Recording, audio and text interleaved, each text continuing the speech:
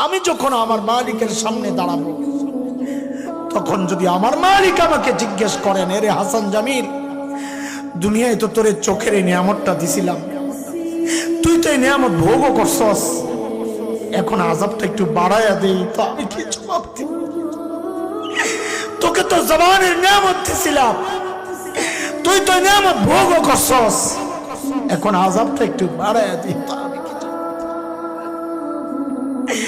এরে যুবক, তুমি কি জবাব দিবা? বাবা, আপনি কি জবাব দিবেন বলেন? কি পুঁজি বানাইছেন বলেন?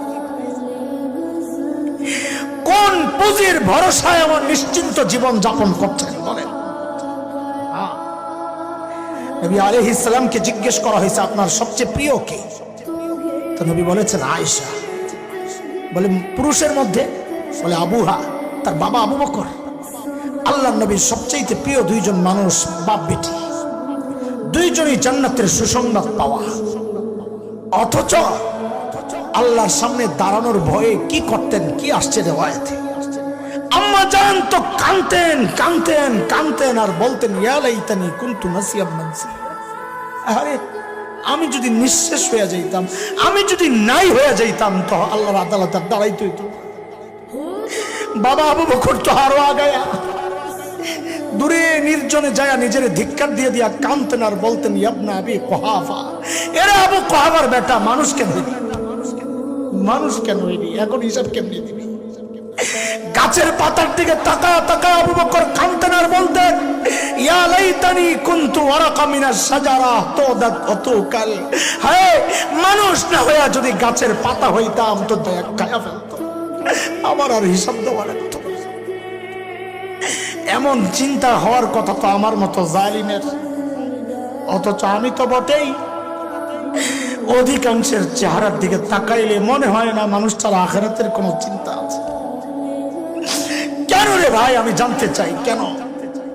আরে আম্মা জান তো জান্নাতের গ্যারান্টি পাওয়া, আমাকে আপনাকে কে গ্যারান্টি দিল যে আমাদের মৃত্যুর যন্ত্রণা হবে না? আবু বকর তো জান্নাতের গ্যারান্টি পাওয়া, আমাকে আপনাকে কে গ্যারান্টি দিল যে আমাদের কবরের আযাব হবে না?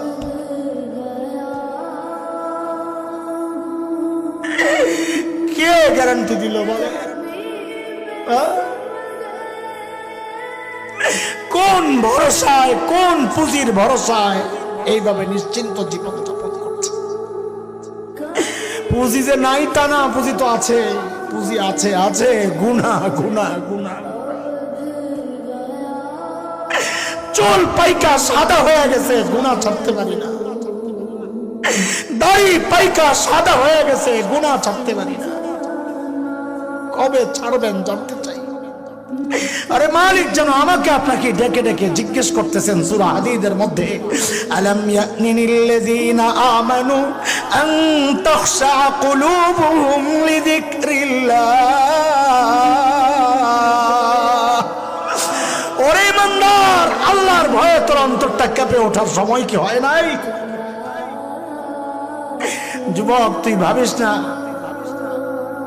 আল্লাহ তোকে চুল দাড়ি পাকা পর্যন্ত সময় দিবেন না। রে বাপ না, কত বাবাকে দেখলাম সন্তানের লাশ কাঁধে নিয়ে যাইতেছে। আরে কার কখন ডাক চলে আসে কে জানে? কে জানে এই মজলিসে এমন কেউ আছে যার মৃত্যুর পরোয়ানা করে, যার কাফনের কাপড় দোকানে সে বসে আছে এখানে। কে জানে কালকে খবর পাইতে পারেন বয়ান করে গেল হাসান জামিল তো দুনিয়ায় না। কোন আমলের ভরসা এইভাবে নিশ্চিন্ত জীবন যাপন করছি দোস্ত? হ্যাঁ, আরে কার নাফরমানি করতেছি একটু চিন্তা আছে মাথায়? কার? ওই মালিকের যিনি আমাকে আপনাকে এত ভালোবাসেন।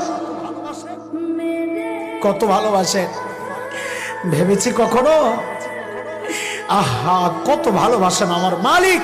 আমি আপনি যখন দরজা জানলা আটকায়া ভেতরে গুনাহ করি, ভেতরে গুনাহ চলতেছে, আর আমার মালিক দরজার নিচে দিয়া বাতাস আর অক্সিজেন পাঠাইয়া দেন যেন আমি ভিতরে মরে না যাই।